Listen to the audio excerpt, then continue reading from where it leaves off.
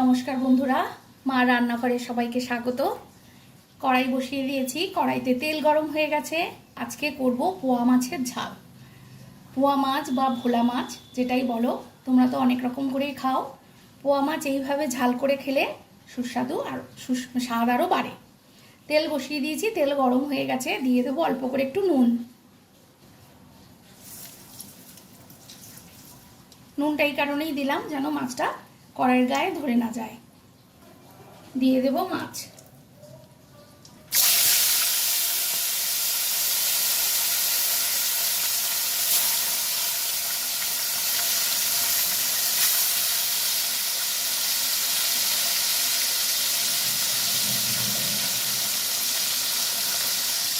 মাছের এক পিঠ হয়ে গেছে, মাছটা উল্টে দেবো।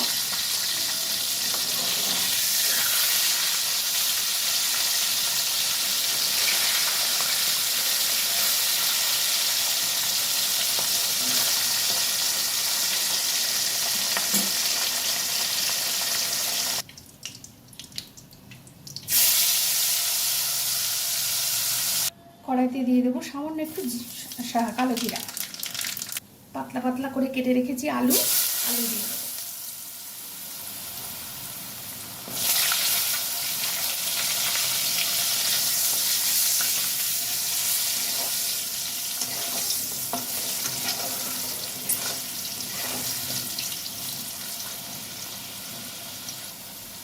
আমি কি মশলা দিচ্ছি, এই সময় দিয়ে দেবো পেঁয়াজ বাটা, অল্প করে লঙ্কা বাটা, তারপর দেবো টমেটো বাটা। এখানে আর কোনো মশলার প্রয়োজন নেই, এই তিনটে মশলাই যথেষ্ট। ভালো করে মশলাগুলো ভাজা ভাজা করে নেব।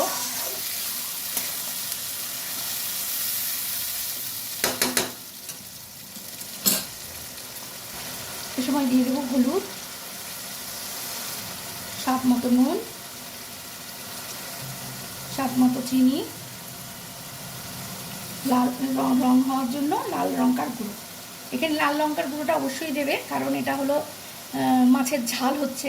ঝাল একটুখানি লাল লাল না হলে ভালো লাগে না দেখতে। ভালো করে এগুলো কষিয়ে নেব।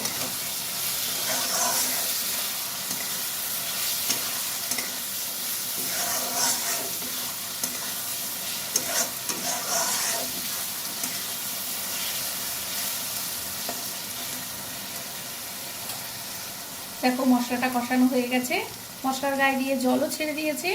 এই সময় দিয়ে দেবো আমি পাটা ধোয়া জল।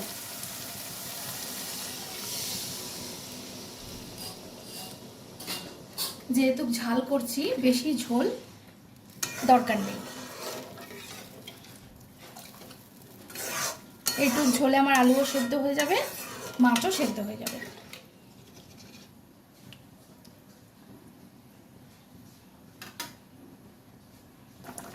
দেখো ঝোল ফুটে গেছে, কিন্তু মাছটা আমি এখন দেব না, কারণ ভোলা মাছ বা পোয়া মাছ কিন্তু খুব নরম মাছ, বেশি সেদ্ধ করলে কিন্তু মাছ ছেড়ে যেতে পারে।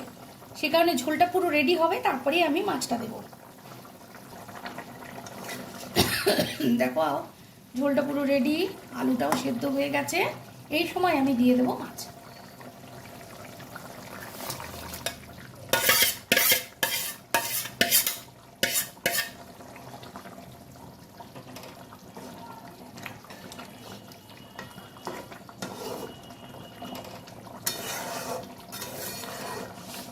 এবার ঢাকা দিয়ে দেবো।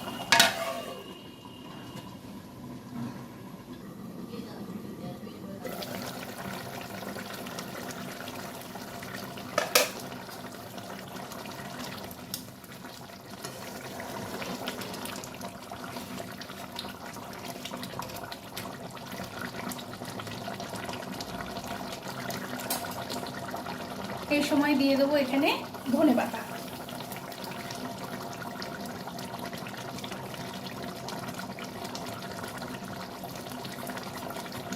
ধনেপাতাটা অবশ্যই দেবে, ধনেপাতাটা কেউ স্কিপ করো না।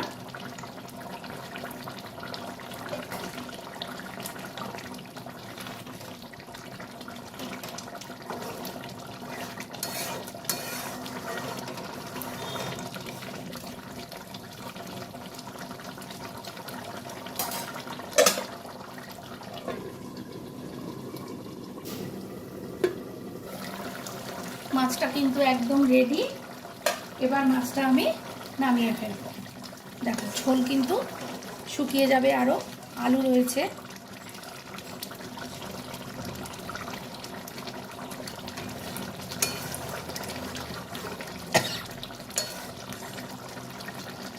দেখো আমি একটা পাত্রে ঢেলে নিয়েছি, পোয়া মাছের ঝাল একদম রেডি। রেসিপিটা যদি ভালো লাগে লাইক কমেন্ট করো, সাবস্ক্রাইব করে আমার পাশে থেকো। তোমরা ভালো থেকো, সুস্থ থেকো। টাটা।